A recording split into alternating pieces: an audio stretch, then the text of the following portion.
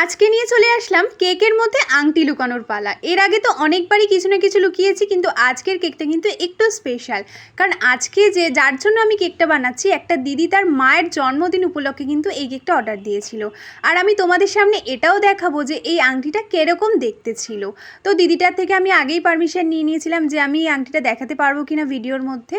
তো দিদিটা বললো কোনো অসুবিধা নেই, তোমার যেটা সুবিধা হয় তুমি সেভাবে ভিডিও করো, আমারই বরং খুব ভালো লাগবে। তো সেভাবে কিন্তু আমি কেকটা করে ফেলেছিলাম। আর কেকটা কিন্তু ছিল পুরোটা চকলেট ফ্লেভারের মধ্যে।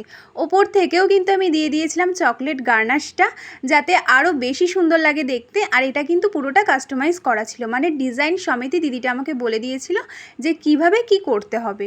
তো এরকম কেকগুলো তোমাদের কেমন লাগে সেটা আমাকে অবশ্যই কমেন্টে জানিও। আর যদি ভালো লেগে থাকে প্রত্যেক দিনের মতো একটা করে লাইক কমেন্ট করে, যারা এখনও আমার চ্যানেলটা সাবস্ক্রাইব করনি জলদি জলদি করে দিও। চলো আজকের জন্য টাটা।